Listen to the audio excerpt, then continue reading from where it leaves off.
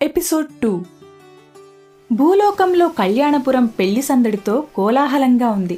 దేశ విదేశాల నుండి రాజులు, మహారాజులు, రారాజులు లెక్కలేనంత మంది స్వయంవరం మంటపానికి వీచేశారు.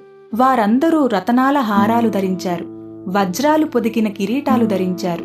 వారు ధరించిన వజ్ర వైడూర్యముల కాంతులతో స్వయంవర మండపం కొత్త కాంతులినుతోంది. స్వయంవర మండపం ప్రవేశించాడు నారదుడు. రాకుమారి కోరినట్లుగానే తాను హరిరూపము ధరించి వచ్చాడు.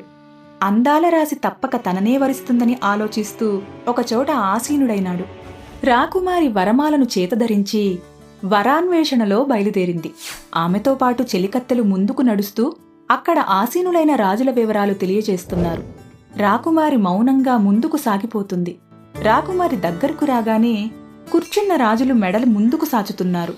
మందంగా నడిచిపోతోంది రాకుమారి. అలా నడిచి నడిచి నారదుని వద్దకు వచ్చింది. చెలికత్తెలు ఏమో చెప్పారు. వరమాల కోసం మెడను ముందుకు వంచాడు నారదుడు. చిరునవ్వు నవ్వింది రాకుమారి. గొల్లుమన్నారు చెలికత్తెలు. ఆ కోలాహలాన్ని అటువైపు చూసిన రాజులు కూడా పగలబడి నవ్వారు. రాకుమారి ముందుకు సాగిపోయింది. దూరంగా చివరన కూర్చున్నాడు శ్రీ మహావిష్ణువు. వరమాల ఆయన కంఠసీమను అలంకరించింది. రాకుమార్తెను తీసుకుని గరుడ వాహనం మీద వైకుంఠానికి వెళ్లిపోయాడు విష్ణుమూర్తి. ఆ విషయం ఎవరూ పట్టించుకోలేదు. స్వయంవర మండపంలోని రాజులందరూ తననే చూసి ఇంకా నవ్వుతూనే ఉన్నారు. ఏం జరిగిందో అర్థం కాలేదు నారదుడికి. చివరికి ఉండబట్టలేక అడిగాడు, వారందరూ తనను చూసి ఎందుకు నవ్వుతున్నారు అని. దానికి రాజులంతా, ఏమయ్యా, నువ్వెవరో పిచ్చివాడిలాగున్నావు. వంటి మీదున్న వస్త్రాలు ఆభరణాలు చూస్తే శ్రీనాథుడిలాగున్నావు. కాని నీ ముఖం ఒకసారి చూసుకో, కోతిలాగా ఉంది. అట్టి నిన్ను రాకుమారి ఏ రకంగా వరిస్తుందనుకున్నావు అంటూ ఎగతాళి చేశారు. నారదుడికి విషయం అర్థమైంది. తనకు శ్రీహరి రూపాన్నిమ్మంటే కోతి రూపాన్నిచ్చాడు విష్ణుమూర్తి. ఈ కారణంగా సభలో తీరని పరాభవం జరిగింది. తలవంపులయ్యింది. దీనికి కారణమైన విష్ణువును క్షమించరాదనుకుంటూ కోపంతో ఊగిపోతూ హుటాహుటీన వైకుంఠం చేరాడు. అక్కడ శ్రీ మహావిష్ణువుని చూసి, నారాయణ, నీవు ఇంత మోసం చేస్తావనుకోలేదు. దేశ దేశాల నుంచి వచ్చిన రాజుల మధ్య నన్ను ఘోరంగా అవమానించావు. దీనికి ఫలితంగా నీకు శాపమిస్తున్నాను.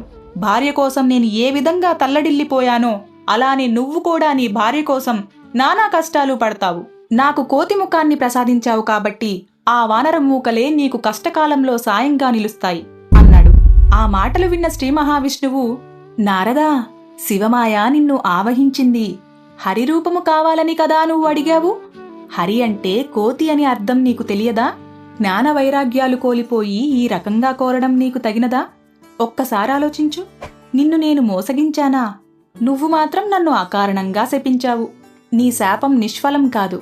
అయితే త్రేతాయుగంలో శ్రీరామచంద్రుడిగా దశరథుని ఇంట పుట్టి నీ శాపాన్ని అనుభవిస్తాను. నువ్వు నన్ను శపించినా నేను మాత్రం నీకు వరమిస్తున్నాను. కలహప్రియుడవైనప్పటికీ ముల్లోకములందు గౌరవింపబడుతూనే ఉంటావు అన్నాడు. ఆ మాటలు విన్న నారదుడు విష్ణుమూర్తి కాళ్లపై పడి, స్వామి, క్షమించవలసినది. నా తప్పులను మన్నించు.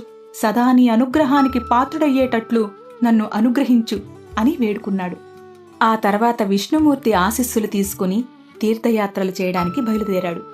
ఎపిసోడ్ 3లో మరో కథ తెలుసుకుందాం. ఓం నమః శివాయ.